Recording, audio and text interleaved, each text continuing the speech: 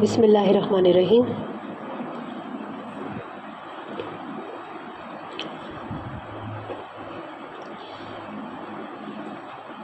آیت نمبر 15 تک 2 رکوع ہو گئے تھے، اچھا سوری 1 رکوع ہی، اچھا ٹھیک ہے۔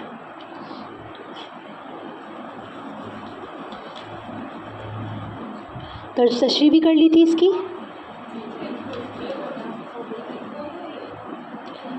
اسود جی بتا دیا تھا جی۔ آیت نمبر 16 سے دیکھ لیں، سوری 15، 14 کے بعد 15 سے جی۔ بسم اللہ الرحمن الرحیم۔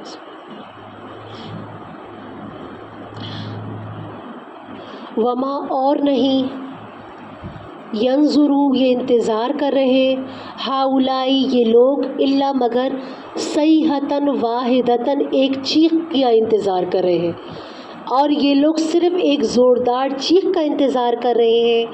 ماں نہیں لہا ان کے لیے، من فواق کوئی فواق کہتے ہیں کوئی رکنا اس کے لیے نہیں ہوگا، ان کے لیے سانس لینے کی گنجائش نہیں ہوگی، کوئی رکنا نہیں ہوگا۔ ماں نہیں لہا ان کے لیے، من فواق کوئی رکنا نہ ہوگا۔ وقولو اور انہوں نے کہا، ربنا اے، اس کے لفظ تھوڑے مشکل ہیں سورت کے، سورہ صاد کو شروع سے یاد کریے گا، اس کے لفظ کچھ مشکل ہیں، پتہ ہے نا اس بات کا۔ جیسے فواق ہے، قرآن کا قلیل الاستعمال لفظ ہے، پیچھے بھی بہت سارے لفظ ایسے گزرے ہیں جو کہ قلیل الاستعمال ہے، مناس ہے اور اس طرح سے ہے، تو کچھ لفظ ایسے ہیں جو بہت زیادہ قلیل الاستعمال ہے، قرآن میں 1 مرتبہ یا 2 دفعہ اس سے زیادہ استعمال نہیں ہے، اور نہیں وہ انتظار کرتے مگر ایک چیخ کا، اور نہیں ہے ان کے لیے کوئی رکنا۔ وقولو اور انہوں نے کہا، ربنا اے ہمارے رب، اجل جلدی بھیج دیجئے، لنا ہمارے لیے، قطنا ہمارا حصہ، بریکٹ میں لکھے عذاب کا، اے ہمارے رب جلدی سے ہمارے عذاب کا حصہ بھیج دیجئے، قبل پہلے، یوم الحساب حساب کے دن سے پہلے بھیج دیجئے۔ اصبر صبر کیجئے اے نبی صلی اللہ علیہ وآلہ وسلم، اللہ اس پر، ما یقولون جو یہ کہہ رہے ہیں، وذکر اور یاد کیجئے، عبدنا ہمارے بندے، کون سے بندے؟ داؤد علیہ السلام، ذوالایدی جو قوت والے تھے، ذوالایدی جو قوت والے تھے، ہاتھ والے نا، یہاں پر ہاتھ سے مراد کیا ہوتے ہیں؟ قوت والے۔ انہو بے شک حضرت داؤد علیہ السلام اواب رجوع کرنے والے تھے۔ بے شک سخرنا ہم نے مسخر کر دیا تھا، جبال پہاڑوں کو، معاون ان کے ساتھ پہاڑوں کو مسخر کر دیا تھا، یسبحنا وہ تسبیح بیان کرتے تھے حضرت داؤد علیہ السلام کے ساتھ، بالعشی شام پر بھی، والاشراق اور اشراق کے وقت صبح بھی، جب حضرت داؤد علیہ السلام تسبیح بیان کرتے تھے تو ان کے ساتھ پہاڑ بھی تسبیح کرتے تھے۔ والطیر اور پرندے، محشورہ جمع ہو جاتے تھے، کلن سارے کے سارے، لہو داؤد علیہ السلام کی طرف، اواب رجوع کرنے والے تھے۔ وشددنا اور ہم نے مضبوط کر دیا تھا، ملکہ ان کی حضرت داؤد علیہ السلام کی بادشاہت کو، وآتیناہ اور ہم نے دی تھی حضرت داؤد علیہ السلام کو، حکمت دی تھی، وفصل الخطاب حضرت داؤد علیہ السلام کو خطیب الانبیاء بہترین خطاب کی قوت دی تھی، تو فصل الخطاب اور فیصلہ کن خطاب دیا تھا۔ فصلہ کا مطلب ہوتا ہے خوب وضاحت والی بات ہونا، خوب وضاحت والا ہوتا تھا، فیصلہ کن خطاب بات کرتے تھے۔ وحل اور کیا، عطا کا آپ کے پاس آئی، نبؤ خبر، خصمی جھگڑا کرنے والے، اس جب تصوروا وہ کود کر آ گئے تھے، محراب کو، اس جب دخلو داخل ہوئے تھے علی داؤد داؤد علیہ السلام پر، جب ایک گروپ دیوار پھاند کر کود کر آ گیا تھا جو حضرت داؤد علیہ السلام کی عبادت کا جو وہ محراب تھا اس پر، جب آئے تھے ان کے پاس جھگڑا کرنے والوں، آپ کو جھگڑا کرنے والوں کی خبر پہنچی، جب وہ دیوار کود کر آ گئے تھے محراب کی، جب وہ داخل ہوئے تھے حضرت داؤد علیہ السلام کے پاس، ففزع، حضرت داؤد علیہ السلام گھبرا گئے تھے، منہم، ان سے، قولوا، وہ کہنے لگے، لا تخف، آپ ڈریے نہیں، قسمانی، ہم دو جھگڑا کرنے والے ہیں، بغا، زیادتی کی ہے، بعضنا، ہمارے بعض نے، علی بعضن، بعض پر، فحکم، پس فیصلہ کر دیجئے ہمارے درمیان حق کے ساتھ، ولا تشتت، اور ٹالیے نہیں، واہدنا، اور ہمیں ہدایت دیجئے، الی سواء الصراط، سیدھے راستے کی طرف، ان بے شک ھذا، یہ، اخی، میرا بھائی ہے، لہو، اس کی، تسع، نو، وتسعون، اور 90، اس کی 99 ہیں، نہ اجتن، بھیڑے، ولی، اور میرے لیے ہے، نہ اجتن واحدہ، میرے لیے ایک ہی بھیڑ ہے، اکیلی۔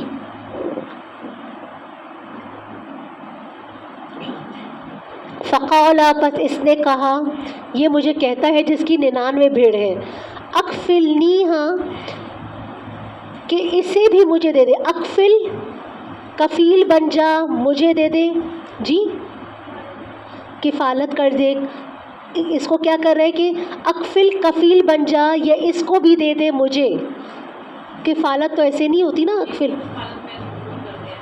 ایسے معنی کر سکتے ہیں، لیکن اکفلنی، ہاں، مجھے دے دے، اس کو، اکفل، مجھے دے دے، نی، اس کو، ہاں، اس کو، نی، مجھے، وَأَذَّنِي، اور مجھے زبردستی کر رہا ہے، مجھے دبا رہا ہے، فی الخطاب، خطاب میں، بات میں مجھے دبا رہا ہے، غالب ہونے کی کوشش کر رہا ہے، زبردستی کر رہا ہے۔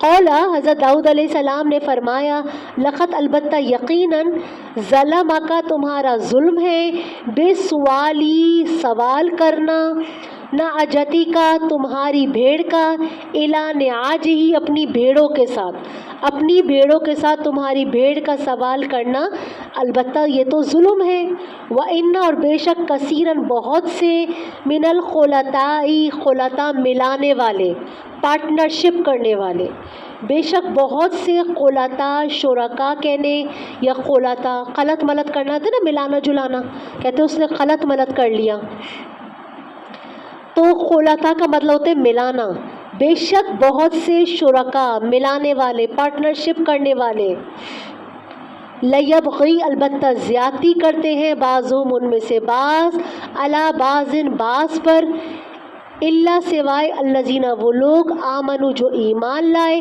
وعملوا الصالحات، اور جنہوں نے نیک اعمال کیے، وقلیل، اور بہت تھوڑے ہیں، ماہم، جو ایسے ہیں، بہت تھوڑے ہیں جو ایسے ہیں، وظن، اور گمان کر لیا، داؤد علیہ السلام نے، انما، اس کے سوا نہیں، فتناہ، ہم نے آزمایا تھا، فتنہ فتنے سے ہے، ہم نے آزمایا تھا، ان کو، فاستغفرا، بخشش طلب کری، ربہ، اپنے رب سے، وقرا، اور گر پڑے، راکعاً، رکوع میں، واناب، اور رجوع کرتے ہوئے، فغفرنا، پس ہم نے بخش دیا، لہو، ان کا، ذالک، یہ جو دل میں خیال پیدا ہوا تھا کہ میری عبادت، ہمارے گھر میں تو 24 گھنٹے عبادت ہوتی رہتی ہے، ہمارا تو کوئی نہ کوئی گھر میں شخص عبادت میں رہتا ہے، جو یہ خیال پیدا ہوا، اور اسی کی وجہ سے اللہ نے ایک آزمائش بھیجی، ورنہ پہرے دار پورے موجود تھے، اور وہ دیوار کود کے حضرت داؤد علیہ السلام کے پاس آ گئے، اور پھر وہ گھبرا گئے، انہوں نے کہا ہمارا جھگڑا نمٹائیے، اتنی دیر عبادت سے وہ رکے رہے، تو ان کو جو ان کی حضرت داؤد کی ہی عبادت کا یہ وقت تھا، کیونکہ محراب میں کود کے آئے تھے، پھر انہوں نے اپنے اس خیال پر، اللہ تعالیٰ نے کہا پس ہم نے ان کو بخش دیا، لہو، ان کو، ذالک، اس پر، وَإِنَّ، اور بے شک، لہو، ان کے لیے، عندنا، ہمارے پاس، لزلفیٰ، البتہ نزدیکی ہے، وحسن مآب، اور اچھا ٹھکانہ ہے، جی، اس کو ہم دیکھ لیتے ہیں یہاں سے.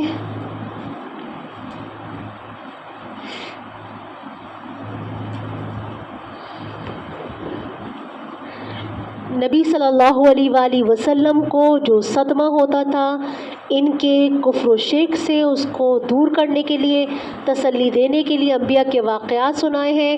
اور یہاں بھی آپ کو صبر کی تلقین فرما کر، اصبر فرما کر انبیاء کے واقعات ذکر کیے گئے ہیں، جس میں پہلا واقعہ حضرت داؤد علیہ السلام کا ہے. اور یہاں پر ہاتھ والے سے جو ہے اس سے قوت اور ہمت کا ثبوت دیتے تھے، اس لیے یہ جملہ ہے. رجوع کرنے والے تھے. اللہ تعالیٰ کے نزدیک نبی صلی اللہ علیہ وسلم نے فرمایا سب سے زیادہ پسندیدہ نماز داؤد علیہ السلام کی ہے، اور سب سے زیادہ پسندیدہ روزے حضرت داؤد علیہ السلام کے ہیں. نماز کیسے؟ وہ آدھی رات سوتے، ایک تہائی رات عبادت کرتے اور پھر چھٹے حصے میں پھر سو جاتے. کوئی اس کی تقسیم بتا سکتے؟ میں نے پہلے بھی بتایا تھا. رات کے کتنے حصے کیے جائیں گے؟ 6 حصے کیے جائیں گے. رات کے 6 حصے کیے جائیں گے تو 3 حصے آدھی رات ہو گئی، تو کتنے ہو گئے؟ یہ سوتے تھے. پھر اس کے بعد کیا لکھا ہوا ہے؟ ایک تہائی رات عبادت کرتے تھے. ایک تہائی کیا ہوگا؟ 6 حصے کا ایک تہائی کتنے ہوتے ہیں؟ 2 حصے. 6 حصوں کے ایک تہائی کتنے ہوں گے؟ 1/3. اگر آپ کریں 2/6 اس کو کاٹیں تو 1/3 بن جائے گا نا، تو ایک تہائی بن گیا. تو 2 حصے کیا کرتے تھے؟ عبادت کرتے تھے، اور پھر چھٹا حصہ کیا کرتے تھے؟ سو جاتے تھے. بات سمجھ آ گئی؟ پورا میں نے اس کا چارٹ بھی آپ کو بتایا تھا کہ ایک چیز کے 6 حصے کیے جائیں گے. 3 حصے یعنی کہ آدھی رات سوتے تھے تو وہ ہو گئے، اور پھر اس کے بعد 2 حصے ایک تہائی کیا کرتے تھے؟ عبادت کرتے تھے، اور چھٹا حصہ کس میں کیا لکھا ہوا ہے؟ سو جاتے تھے. تو ظاہری بات ہے چھٹا حصہ 6 حصے کرنے پڑیں گے تو پھر بات ہو سکتی نا، ورنہ کیسے یہ سمجھ آ سکتا ہے جی. اور صوم داؤدی پسندیدہ ہے. ایک دن روزہ رکھتے، ایک دن افطار کرتے، اور جب دشمن سے مقابلہ ہوتا فرار اختیار نہ فرماتے تھے بلکہ اللہ تعالیٰ کی طرف رجوع کرتے تھے. تفسیر ابن کثیر. عبادت کے اس طریقوں کو سب سے زیادہ پسندیدہ قرار دیا گیا ہے. ایک تو اس سے مشقت زیادہ ہے. ساری عمر روزہ رکھنے سے آدمی روزہ رکھنے کا عادی ہو جاتا ہے، کچھ عرصے بعد اس کو مشقت ہی نہیں لگتی. لیکن ایک دن چھوڑ کر ایک دن روزہ رکھنے سے تکلیف مسلسل رہتی ہے. حضرت داؤد علیہ السلام کے ساتھ پہاڑ تسبیح میں رہتے تھے. سورہ انبیاء، سورہ سبا میں یہ سارا، صبح سبا آپ پڑھ کے آئے نا، سورہ سبا یہ سارا وہاں پر ہے. پہاڑوں اور پرندوں کی تسبیح سے ذکر و شغل کا ایک خاص کیف پیدا ہوتی، جس سے عبادت میں نشاط و تازگی پیدا ہوتی. اجتماعی ذکر کا ایک فائدہ یہ بھی ہے کہ ذکر کی برکتوں کا ایک دوسرے پر انعکاس ہوتا رہتا ہے. یہ سارا سب کچھ معاملہ ہے. بالعشی والاشراق کے معنی ظہر کے بعد اگلے دن صبح تک کا وقت ہے. بالعشی کس کو کہتے ہیں؟ شام کو. میں نے کہا ہے نا شام کے وقت، والاشراق اور اشراق کے وقت صبح کے وقت. کہا ہے عشی کے معنی ظہر کے بعد سے لے کے اگلے دن فجر تک، اور اشراق کے معنی صبح کا وہ وقت جس وقت دھوپ خوب پھیل جائے. صلاۃ الضحیٰ سے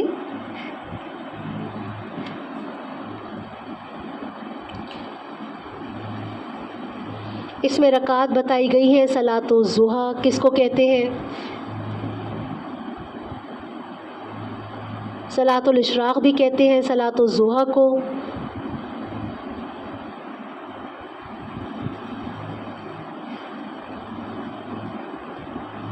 صلاۃ الاشراق طلوع آفتاب سے متصل والی 2 یا 4 نفلوں کے لیے زیادہ مشہور ہو گیا ہے.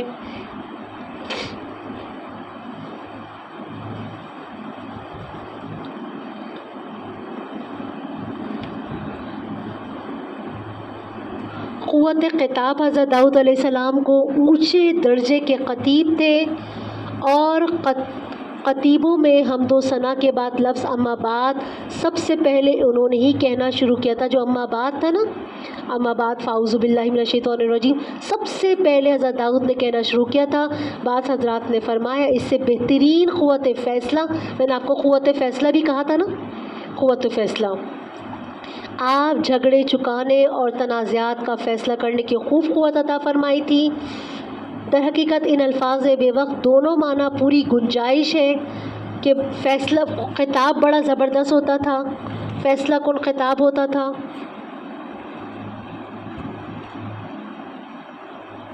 قوت خطاب زبردست تھا یا فیصلہ کن خطاب تھا، دونوں ہی معنی مراد ہو سکتے ہیں۔ اور پھر اس کے بعد جو وہ سارا جب ان کے پاس آئے تھے، جو وہ لشکر آیا تھا، دو جھگڑنے والے آئے تھے، ان کا امتحان تھا۔ حضرت داؤد علیہ السلام نے اس امتحان پر متنبہ ہو کر اللہ سے استغفار کیا، سجدے میں گر پڑے، اللہ نے ان کی مغفرت فرما دی۔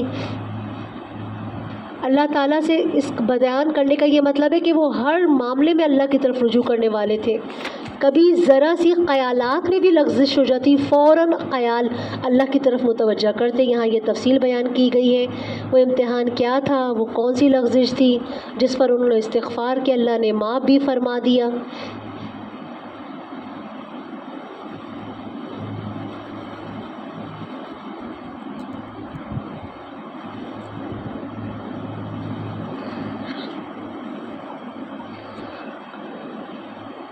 نعوذ باللہ جو بائبل میں انہوں نے جو الزامات لگائے ہیں وہ ہم نہیں دیکھیں گے۔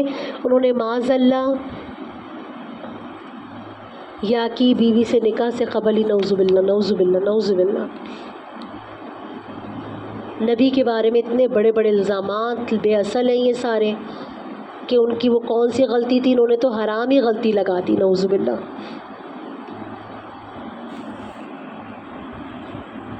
میں نے آپ کو بتایا تھا صرف دل میں خیال پیدا ہوا تھا کہ ہمارے گھر میں 24 گھنٹے عبادت ہوتی ہے۔ یہ فقریہ کلمہ جو زبان سے نکل گیا تھا کہ یہ مجھ سے غلطی ہوئی، اس لیے آپ نے استغفار کیا، سجدہ ریز ہو گئے، اور یہی مستدرک حاکم وغیرہ نے منقول کیا ہے۔ پچھلا سارا دیکھ لیجئے گا، یہ سارا بالکل ان کی اسرائیلیات کی بالکل ہے۔ انہوں نے کہا ان کے حضرات میں یہ جو بائبل وغیرہ میں ہے اس میں یہ تھا کسی شخص نے نعوذ باللہ حضرت نعوذ باللہ میں تو بولتے ہوئے بھی تکلیف ہو رہی ہے، حضرت داؤد علیہ السلام کی کسی کی بیوی پر نظر پڑ گئی، نعوذ باللہ ثم نعوذ باللہ۔ ان کی اپنی 99 بیویاں تھیں اور کہہ رہے تھے کہ اپنی بیوی بھی مجھے دے دو، نعوذ باللہ استغفر اللہ۔ اس تصور المحراب دراصل بالاخانے یا کسی مکان کے سامنے حصے کو کہتے ہیں۔ یہ خاص طور پر مسجد یا عبادت خانے کے سامنے کے حصے کو کہا جاتا ہے۔ یہ لفظ عبادت کے معنی میں استعمال ہوئے ہیں۔ علامہ سیوطی نے لکھا ہے مسجد کے دائرہ نما محرابیں جیسے آج کل کی معروف ہیں، عہد نبوی میں یہ موجود نہیں تھی۔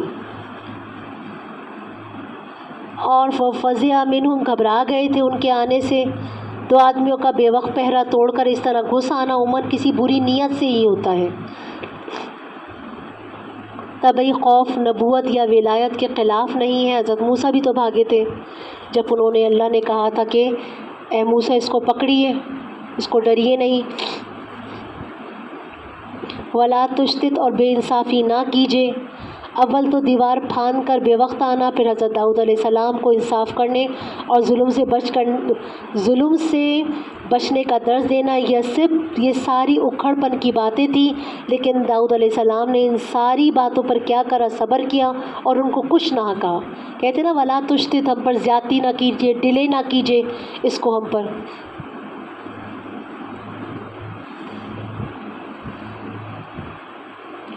کسی قسم کے دباؤ کے ساتھ چندہ یا ہدیہ بھی طلب کرنا عصب ہے، زبردستی لینا ہے کہ تم میری 99 ہے، تم اپنی ایک بھی مجھے دے دو۔ معاملات کی شرکت نے بڑی احتیاط کی ضرورت بتا دیا کہ بہت سے شرکاء ایسے ہیں کہ اکثر حق تلفیاں ہو ہی جاتی ہیں۔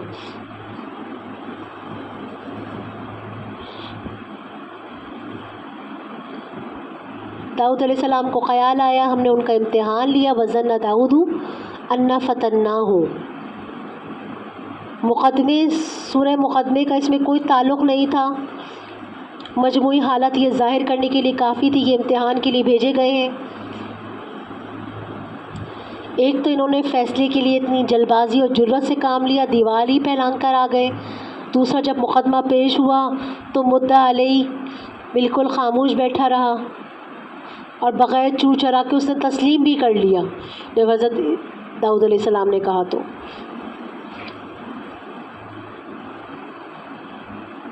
فریقین کا یہ پرسرار طرز عمل بتا رہا تھا کہ یہ کوئی غیر معمولی واقعہ ہے. حضرت داؤد نے بھانپ لیا یہ اللہ کے بھیجے ہوئے ہیں، میرا امتحان مقصود ہے.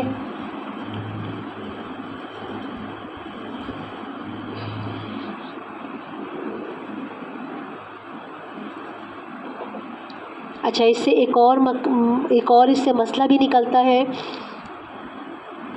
کہ اگر نماز میں سجدہ تلاوت آ جائے اور جو پیچھے نماز کے پڑھنے والے ہیں وہ سجدے میں جانے کے بجائے رکوع میں چلے جائیں تو تب بھی نماز درست ہو جاتی ہے.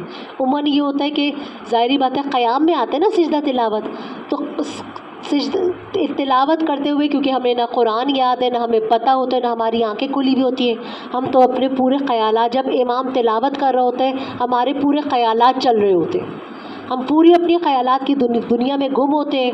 جیسے ہی امام اللہ اکبر کہتے ہیں ہمیں پتہ ہی نہیں ہوتا کہ رکوع میں جانا ہے یا یہ سجدہ تلاوت ہے.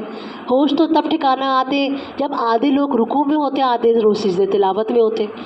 تو اب رکوع میں جو لوگ چلے گئے تو کیا ان کا سجدہ تلاوت ادا ہو گیا؟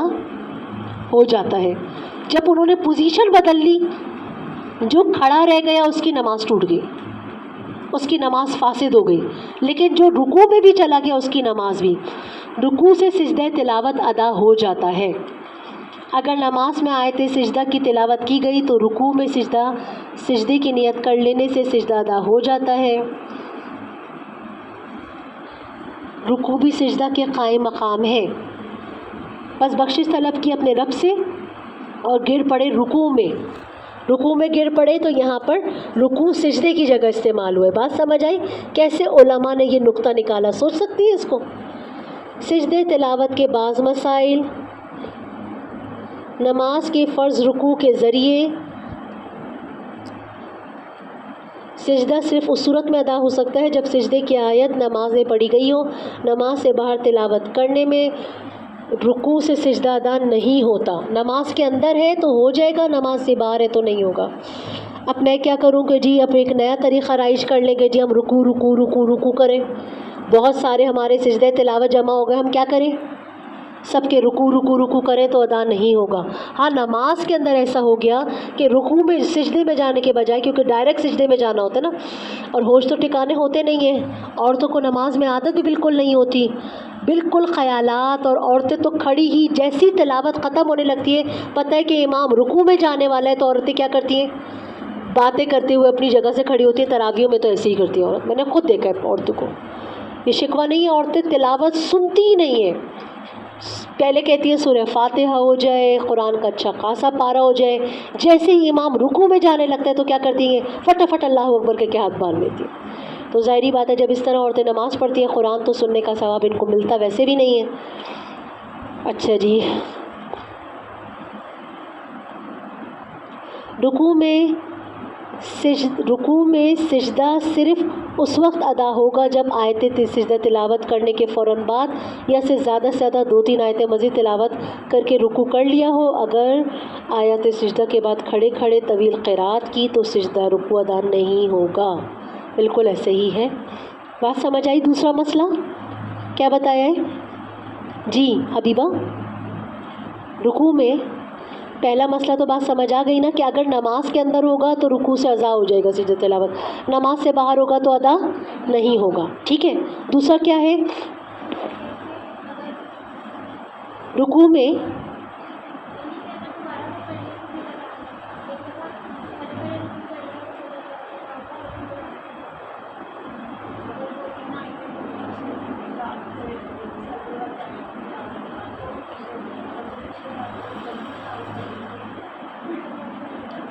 رکوع نہیں ہوگا. جی اگر یہ سارے مسئلے آپ نے دیکھ کے آنے، یہ 1 2 3 4 مسئلے. اچھا جی، اگر سجدہ تلاوت رکوع میں کیونکہ یہ سوالات سارے بن کے آتے ہیں، یہ سوالات بن کے آئیں گے اس سے. اگر سجدہ تلاوت رکوع میں ادا کرنے کا خیال ہو تو رکوع میں جاتے وقت سجدہ تلاوت کی نیت کر لینی چاہیے، ورنہ اس رکوع سے سجدہ ادا نہیں ہوگا۔ ہاں، جب سجدے میں جانے لگا تو بلا نیت بھی سجدہ ادا ہو جائے گا۔ رکوع میں سجدہ تلاوت کی نیت کرنی ہوگی۔ افضل بہرحال یہی ہے کہ سجدہ تلاوت کو نماز کی فرض رکوع میں ادا کرنے کے بجائے مستقل سجدہ کیا جائے، رکوع میں نہ کیا جائے بلکہ سجدے میں ہی کیا جائے، اور اٹھ کر ایک دو آیتیں تلاوت کرے پھر رکوع میں جائے۔ ہونا تو یہی چاہیے۔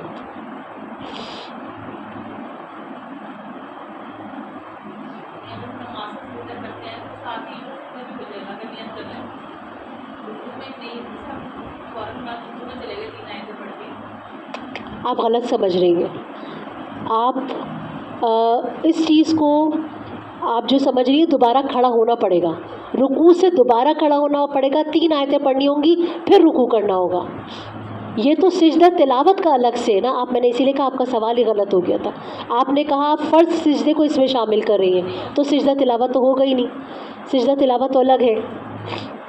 انہوں نے کہا سجدہ تلاوت کی آیت آئی، تلاوت کر رہے تھے، سجدہ تلاوت کی آیت آئی، رکوع کرا، پھر کھڑا سمیع اللہ لمن حمیدہ کرا اور سجدے میں چلے گئے۔ ایسے تو نماز ہی نہیں ہوگی، ایسے تو نماز ہی نہیں ہوگی۔ اس کا مطلب ہے آپ نے رکوع ختم کر دیا، ایک فرض رکن جب نماز کے اندر سے ختم کیا، کیونکہ آپ نے تو سجدہ تلاوت کا رکوع کیا تھا، تو آپ کی نماز ہی ٹوٹ گئی، کیونکہ ایک فرض نماز کے اندر سے ختم ہوگا، نماز ہو ہی نہیں سکتی۔ ٹھیک ہے، بات سمجھ آئی؟ جی،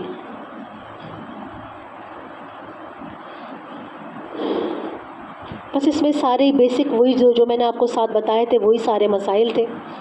جی، رکوع پورا کر لیتے ہیں؟ نہیں، ابھی تو ٹائم ہے۔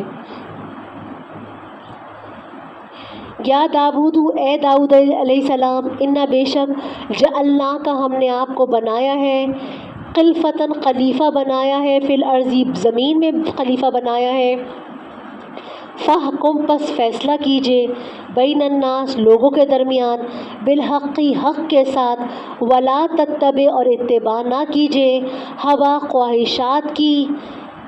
اے داؤد علیہ السلام، ہم نے آپ کو زمین میں خلیفہ بنایا ہے، پس لوگوں کے درمیان فیصلہ کیجئے حق کے ساتھ اور نہ اتباع کیجئے خواہشات کی، فیضلک پس وہ آپ کو گمراہ کر دیں گی، وہ خواہشات، عن سبیل اللہ اللہ کے راستے سے وہ گمراہ کر دیں گی، وہ خواہشات ہے نا ہوا، فاپس یضلک وہ گمراہ کر دیں گی۔ کون گمراہ کر دیں گی؟ وہ خواہشات گمراہ کر دیں گی آپ کو، عن سبیل اللہ اللہ کے راستے سے۔ ان الذین ان بے شک الذین وہ لوگ، یضلون جو گمراہ ہوتے ہیں اللہ کے راستے سے، ان کے لیے عذاب شدید ہے۔ جو اللہ کے راستے سے گمراہ ہوتے ہیں ان کے لیے عذاب شدید ہے، بما نسوا جو وہ بھول گئے، یوم الحساب حساب کے دن کو جو وہ بھول گئے۔ جی، ان آیات کو دیکھ لیجئے۔ حضرت داؤد علیہ السلام کو اللہ تعالیٰ نے نبوت کے ساتھ حکومت سلطنت بھی عطا فرمائی۔ اس آیت میں حکومت اور سیاست کے لیے آپ کو ایک بنیادی ہدایت نامہ دیا گیا۔ اس ہدایت نامے نے 3 بنیادی باتیں ارشاد فرمائی گئیں۔ ہم نے آپ کو زمین میں خلیفہ بنایا، اس حیثیت سے آپ کا بنیادی کام حق کے ساتھ فیصلہ کرنا، اور اس کام کے لیے خواہشات نفسانی کی پیروی سے بچنا ایک لازمی شرط کی حیثیت رکھتا ہے۔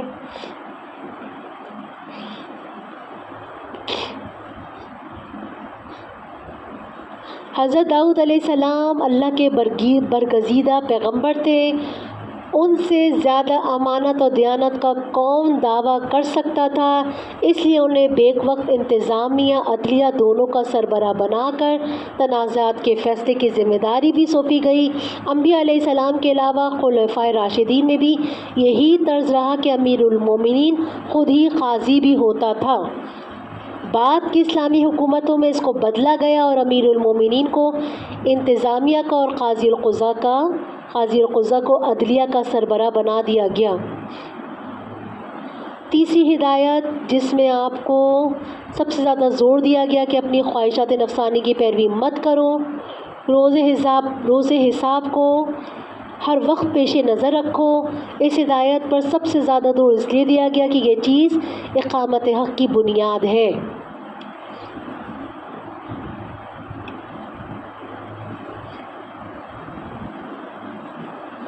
جی اگلا رکو دیکھ لیں.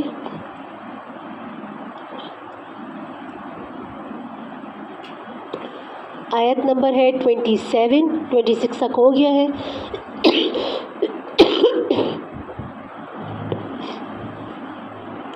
وما اور نہیں خلقنا ہم نے پیدا کیا آسمان اور زمین کو اور جو کچھ کے درمیان ہے باطل پیدا نہیں فرمایا. جو کچھ آسمان اور زمین کے درمیان ہے جو کچھ ان کے درمیان ہے ہم نے ان کو باطل پیدا نہیں فرمایا.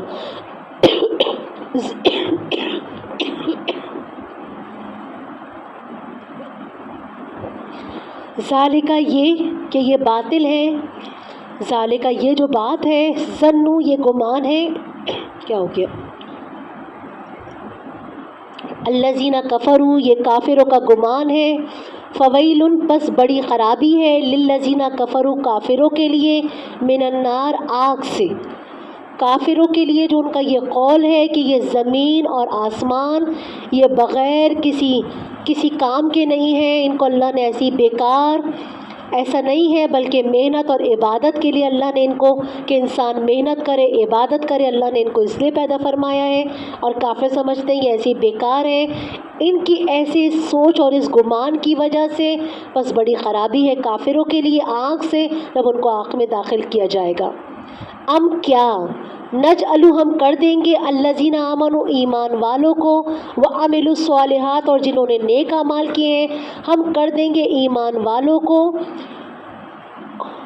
کالمفسدین فساد کرنے والے فی الارض زمین میں. کیا ہم ایمان والے جنہوں نے نیک اعمال کیے ہیں ہم ان کو فاسدین کی طرح کر دیں گے جنہوں نے زمین میں فساد کیا ہے؟ ام کیا نجلو ہم کر دیں گے متقین کو کالفجار گناہگاروں کی طرح کر دیں گے متقین کو. کتاب یہ کتاب ہم نے اس کو نازل کیا ہے آپ کی طرف یہ برکت والی ہے لیدبروا تاکہ آپ غور و فکر کریں آیات ہی اس کی آیات پہ ولیذکر اور نصیحت حاصل کریں اولو الالباب عقل والے. ووہبنا اور ہم نے ہبہ کیا لداؤد داؤد علیہ السلام کو سلیمان علیہ السلام. نعم العبد کتنے ہی اچھے بندے تھے انہو بے شک وہ بھی اواب رجوع کرنے والے تھے. اس جب عرضہ پیش کی گئی علیہ ان پر بالعشی شام کے وقت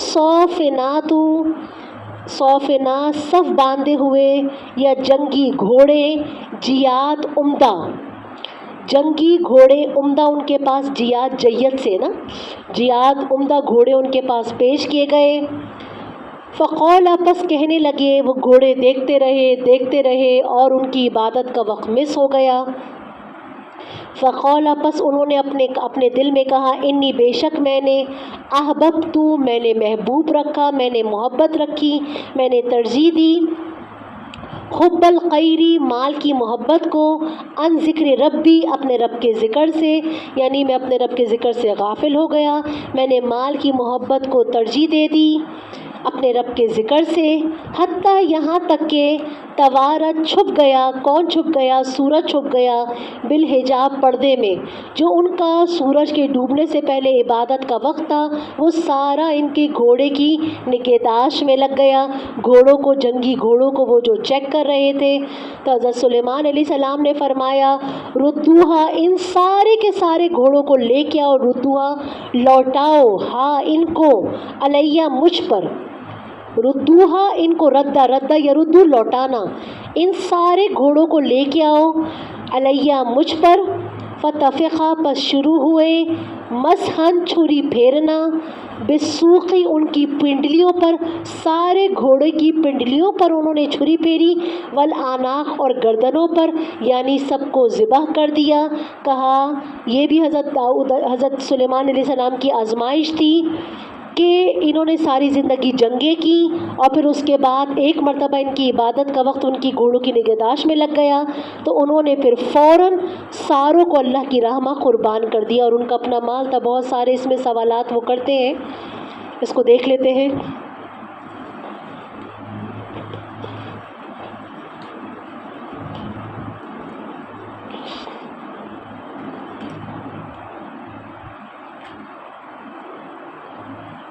اور ہم نے زمین، یہ تو سارا کھل کے بات اس میں پوری بتا دی گئی کہ ہم ایمان والوں کو فاسقوں کے برابر کر دیں گے، یہ سارا ایسا تو نہیں ہو سکتا۔ دنیا میں بھی یہ ہو سکتا ہے کافر کو مومن سے بڑھ کر مادی، دنیا میں تو ایسا ہو سکتا ہے کافر کو مومن سے بڑھ کر مادی راحتیں مل جائیں، لیکن اس سے یہ نتیجہ نہیں نکالا جا سکتا کہ کافر کی دنیاوی حقوق مومن کے برابر نہیں ہو سکتے، بلکہ کافر کو مسلمان کے برابر انسانی حقوق دیے جا سکتے ہیں۔ چنانچہ اسلامی مملکت میں جو غیر مسلم اقلیتیں ہیں وہ عہد پیمان کے ساتھ رہتی ہیں، انہیں تمام انسانی حقوق مسلمانوں کے برابر ہی دیے جاتے ہیں۔ یہ سارا ہو گیا۔ حضرت سلیمان علیہ السلام کا ایک واقعہ، اس کی تفسیر وہی ہے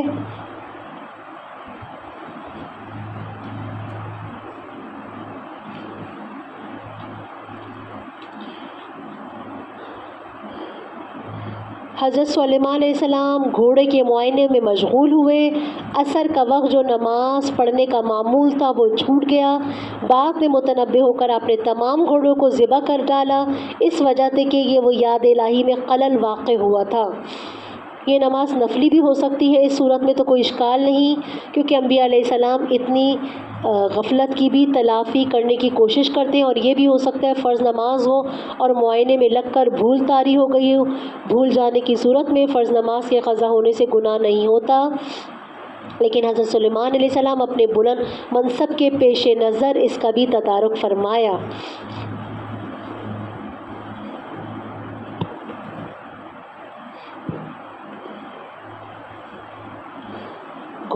گھوڑے اللہ کی عطا کیا ہوا ایک انعام تھا، اور مال کو اس طرح ضائع کر دینا ایک نبی کی شایان شان معلوم نہیں ہوتا، لیکن مفسرین نے اس کا یہ جواب دیا، یہ گھوڑے حضرت سلیمان علیہ السلام کی ذاتی ملکیت تھی، اور ان کی شریعت میں گائے، بکری، اونٹ کی طرح گھوڑے کی قربانی بھی جائز تھی، لہٰذا انہوں نے گھوڑے کو ضائع نہیں کیا بلکہ ان کو اللہ کی راہ میں قربان کر دیا۔ جس طرح گائے بکری کی قربانی سے ان کو ضائع کرنا لازم نہیں آتا، بلکہ یہ عبادت کا ہی ایک شعبہ ہے۔ حضرت سلیمان علیہ السلام کے سامنے وہ گھوڑے معائنے کے لیے پیش کیے گئے جو جہاد کے لیے تیار کیے گئے تھے۔ حضرت سلیمان علیہ السلام کو دیکھ کر مسحور ہوئے، اور ساتھ ہی ارشاد فرمایا کہ مجھے ان گھوڑے سے جو محبت اور تعلق خاطر ہے وہ دنیا کی محبت کی وجہ سے نہیں بلکہ اپنے پروردگار کی یاد ہی کی وجہ سے ہے، کیونکہ یہ جہاد کے لیے تیار کیے گئے ہیں، اور جہاد ایک اعلیٰ درجے کی عبادت ہے۔ پھر انہوں نے کہا اس تفسیر کی مطابق ان ذکر ربی، مسحون سے مراد